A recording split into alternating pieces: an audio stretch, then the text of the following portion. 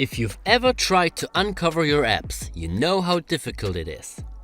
You may have tried a lot of different ab routines and fat burning workouts. You also may have starved yourself while doing endless cardio sessions at the same time, but nothing really seemed to work. There are so many different workouts and information about nutrition out there that you lost track what you should do, what really works and what doesn't. That's the reason why we created this step-by-step guide. The purpose of it is to show you a simple approach that you can implement into your daily life without counting calories and making things too complicated. With a few changes you can achieve your goal. If you got stubborn belly fat, you can make the first step into the right direction. The first advice is drink more water. As you probably know, abs are not built in the kitchen, but they are uncovered in there. So nutrition is an important part if you want to get visible abs. What many people still neglect is what they drink. If you drink soda instead of water, you will ruin the progress you've made with nutrition and exercising. These sugar bombs and their empty calories contain up to 100 kilocalories per glass.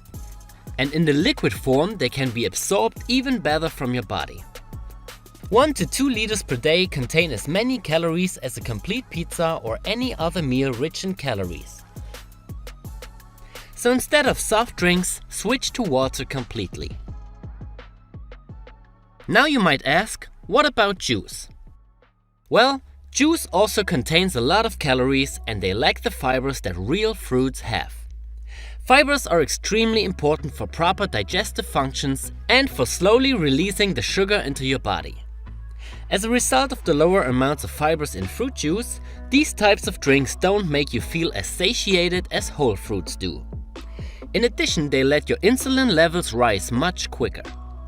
Think about it. You could probably drink 5 or more glasses of orange juice in one go, although this is not recommended. But can you imagine to eat 5+ oranges consecutively? On top of that, you should also note that there are different kinds of juice out there. If a product is labeled as 100% fruit juice, it is entirely made of real juice from the fruit itself. Fruit drinks not labeled as 100% fruit juice are made with water, added sugars, food coloring and other additives, and maybe a little bit of real fruit juice is added in. So if you want to drink a glass of juice from time to time, you should always get that 100% fruit juice. The second tip is to build muscle. Muscle mass increases your basal metabolic rate. That means the more muscle mass you have, the more energy your body burns during the day, because it has to supply those muscles with energy. In other words, building muscle not only makes your body stronger, but you also burn more calories, even when you rest. This is the reason why it makes more sense to train big muscles like the glutes, the quads, the chest and the lats, instead of only training the small ab muscles. So don't only do cardio sessions or fat burning endurance workouts, but rather implement strength training as well to benefit from this positive effect. If you're looking for a complete guide to build more muscle with calisthenics, you should check our body transformation program on calimove.com. The program comes as a detailed step-by-step online course that you can follow easily. The next tip is about nutrition. We already told you that you don't have to starve yourself to get a six-pack. In the beginning, it's more important to change your eating habits. Not only for a few weeks, but forever.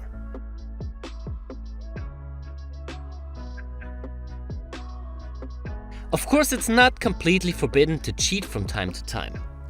But the main share of your daily food intake should consist of quality foods rather than highly processed calorie bombs without any nutritional value. So kick out all the crap. And if you feel the desire to cheat, you can still do it as long as it's an exception rather than a rule. You can also experiment with cutting down calories by simply eating less than you're used to, but don't overdo it. If you're eating too little, your body tries to spend less energy and adapts the metabolism to the low amount of calories. This means you have to cut down more and more calories to lose a few pounds, which leads to a vicious circle. In fact, undereating on a regular basis can lead to a number of mental, physical and emotional health issues. It also undermines the ability of your body to build muscle. Alright, now it's time to build your six-pack abs with the right workout routine. Remember, this is not for increasing the calorie expenditure, but for increasing the size of the abs itself. The exercises we selected in this video are some of the best out there, and we chose them based on their EMG activity and simplicity. You almost need no equipment to do them, so it doesn't matter if you do them in the gym, on vacation or at home. The first one is great for your rectus abdominis. The second one mainly focuses on your obliques, and the third one is a great mix between rectus abdominis and serratus anterior activation. You start the workout with a plank walk. While the normal plank is a great exercise, it comes not even close to the long lever plank. The more you walk backwards and the more you increase the lever, the more your abs have to work.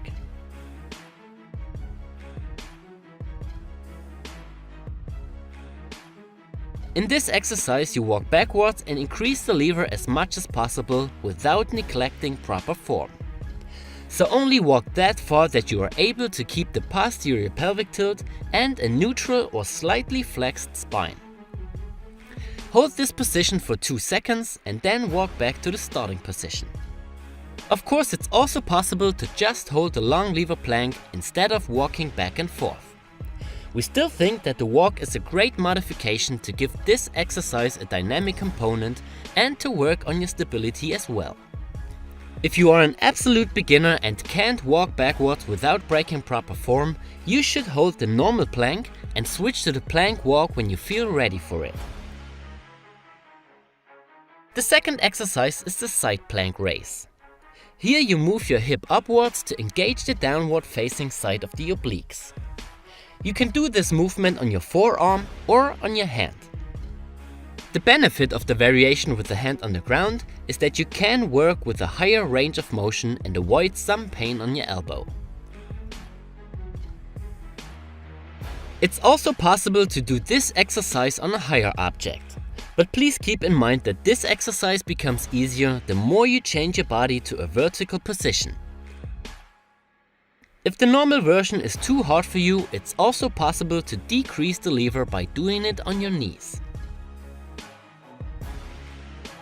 When it comes to the leg placement, you can place your upper leg behind or in front of the lower one. Placing it behind makes your hip rotate slightly upwards, which places the working side of the external obliques in a stretched position and the internal obliques on that side in a contracted position. Placing the upper foot in front of the lower one does the opposite. We recommend to alternate between both foot placement options in every workout. The only thing you should completely avoid is rotating your upper body around your shoulder. This reduces the impact for your obliques by more involving the rectus abdominis and the delts. The last exercise is the serratus knee raise. You can do this exercise on parallel bars, rings, or even 2 chairs. In comparison to the normal knee raise, you now also lift your body out of its vertical position. Try to tuck your knees, push your shoulder blades into protraction, and round your back as much as possible. If you do this exercise on your forearms, it becomes much easier in terms of the supporting strength. So we suggest this version for all beginners or intermediates. If you do it on your hands, you need much more strength in your front delts. This can be great if you want to target both muscles at the same time, or if you want to prepare your body for a tucked planche. But please keep in mind that the main goal of this routine is the activation of your abs. Don't worry if you can't raise your upper body or your knees that high. This exercise still works well if you just work with your current range of motion. When it comes to the sets and reps, We suggest between 3 to 4 sets of each exercise with 2 minutes rest in between. When it comes to the repetitions, we suggest anything from 6 to 15 reps. So adjust the exercise to the right progression that you are able to train in that rep range. Please keep in mind that the side plank is a unilateral movement, so you have to do this amount of sets and reps on each of both sides. You can do this workout between 2 to 5 days a week, but of course this depends on how the rest of your training looks like. If you already follow a strength training program that includes ab training, it makes more sense to do these exercises with a reduced frequency and volume. You don't have to train your abs every day to get results. Now it's up to you. Implement all those points into your life and be consistent with it. The most important point is to never get off the track. You don't have to live like a monk to get a six-pack, but you have to change your habits. This can be hard in the beginning, but if you are consistent, all the hard work will pay off.